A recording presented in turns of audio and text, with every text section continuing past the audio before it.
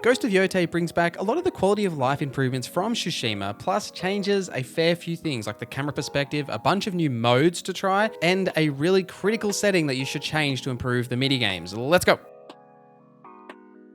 I want to start with the difficulty, as it's a little bit more expanded in Yotei, and I do think it's important to know what the different modes actually do. So generally speaking, the main decision you're going to make is whether you're playing on lethal mode or on like one of the normal settings. Lethal mode is essentially hard mode without the increased HP to enemies and also kind of yourself in a way.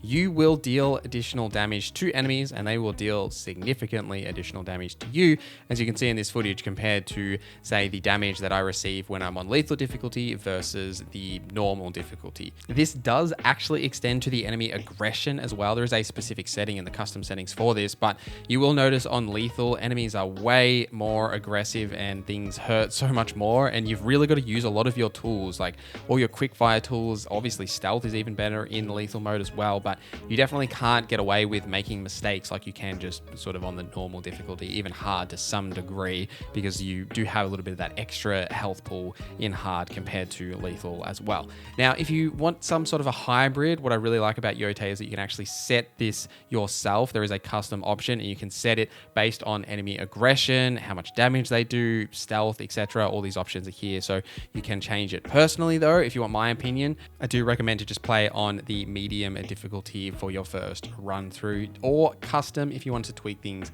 a little bit, you absolutely can. But look, maybe you're a god tier gamer, just play on lethal, you'll totally be fine. Now, Ghost of Tsushima had the Kurosawa mode, which is the black and white mode that is really unique to this game. And personally, on your first playthrough, I don't recommend you play with this, as it does rob the world of a lot of its beauty in the color palette, which is just so incredible in Ghost of Yotei. And I would recommend to do a playthrough with this separately, as the vibes are way different. But on your first playthrough, you definitely want to see all those colors pop, especially in HDR.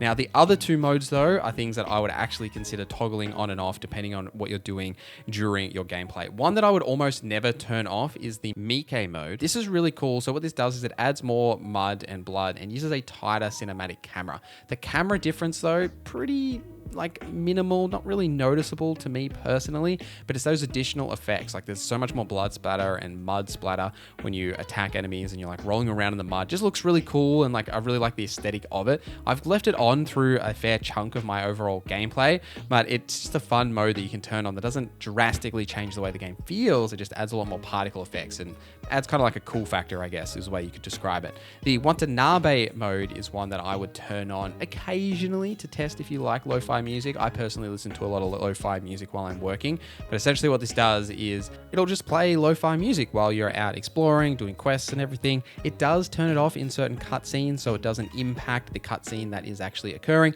But for the most part, while you're fighting enemies, just exploring, you'll just have some sick beats to listen to, which, you know, if that's your thing, you absolutely can.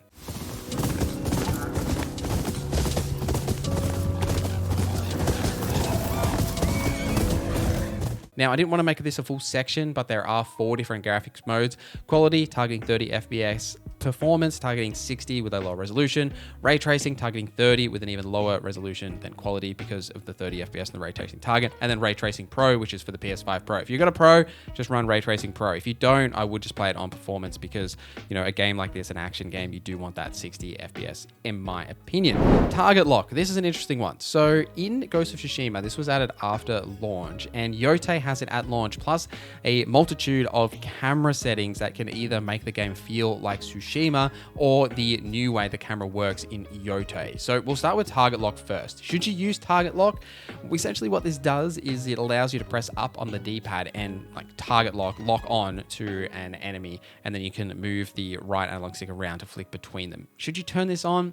It is a little bit up to your personal preference. However, my suggestion to you is to try it and see how you feel about it. But chances are, for the most part, you won't like it, because in Ghost of Yotei, really really the core of the combat system is about dancing with multiple enemies, and they're all kind of surrounding you when you're attacking one on your left and attacking one on your right. When you target lock onto an enemy, it does make it a little hard to see what's happening to your left and your right and sort of focus on the overall battlefield rather than just like focusing on that one enemy. The upside of using target lock is that when you are juggling between the various weapons, which you will do quite often as all the weapons will deal better stagger damage and overall damage to the different archetypes of the enemies, it does help you say focus on that shield user and use the Kusorigami because that's what the weapon you want to use for them.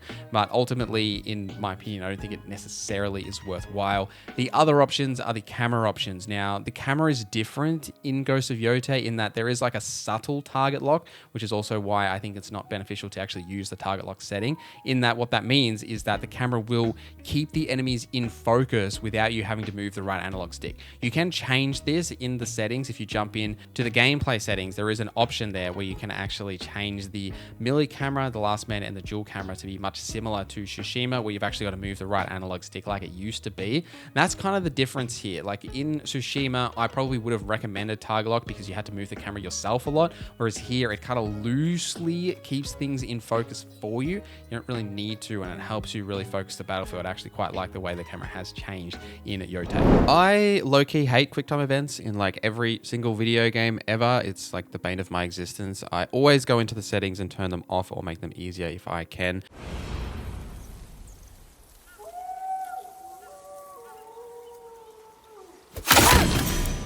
Maybe I'm getting old, my fingers don't work as they used to, that's probably it. But there is a option to make the bamboo strike significantly easier. As with my old man fingers, I find it really hard to hit 7 buttons in quick succession and memorize what those buttons actually are.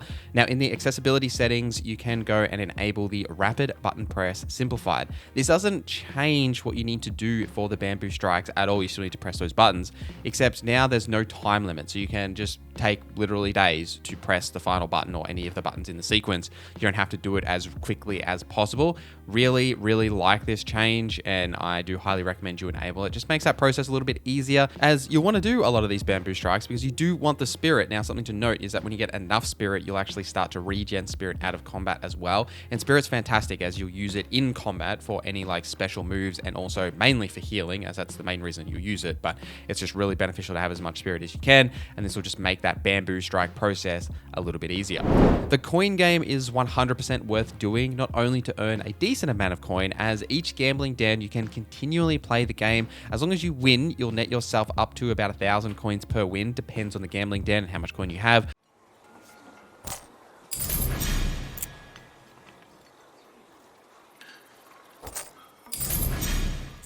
But each gambling den has a unique charm that you can get as well. Now, typically you need to beat the game once at that gambling den, and then they'll put the charm on the table. You'll need to beat it a second time. The challenge with this coin game is that really you're using like the haptic feedback from the controller and like just the slight variations in Atsu's fingers to determine the power. If you go into the accessibility settings, you can enable the Zeni Hachi shot power display. This will put like an overview of exactly where that coin is going to land.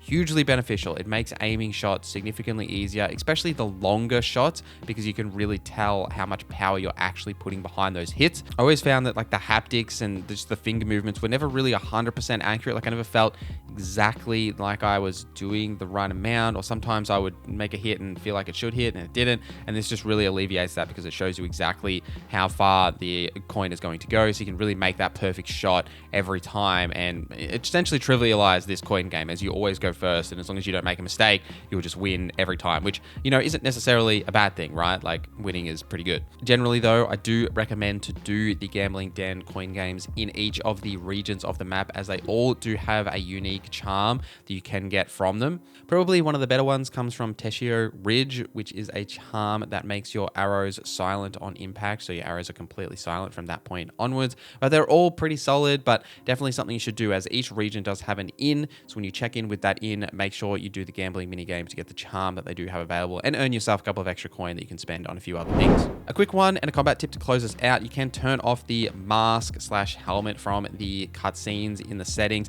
as well as show on back. Now, this show on back will determine like what shows on your back, right? Whether you want the shamisen, any weapon, including ranged weapons, or just your melee weapon. Personally, if you don't like the constant switching of things on your back, or say having to pick like the right skins for your gear, it's definitely one to change as to what shows on your back. But the projectile indicator under accessibility settings is one that I would absolutely turn on for combat. So outside of this, without this enabled, you will know when ranged attacks are coming because someone will shout and the ranged attack will happen. However, what this projectile indicator does is it puts a projectile indicator, funnily enough, on your screen, but it actually shows you the direction that that attack is coming from. Really makes a difference because you often can't tell exactly where the shot's coming from just from someone yelling at you, and this just makes the dodge a little bit easier. It also helps you aim, say if you want to take them out before they shoot you, you know exactly where they're going to be. You can see that indicator appear on your screen. Just really generally beneficial in a lot of combat encounters, so one that I would absolutely enable. But let me know any other settings you found in the comments down below, or any other tips for Ghost of Yotei. I would love to hear them as well. But thank you guys for watching this video till the end. Thank you to our members for supporting the channel. My name is Norza, and I hope you have a great day.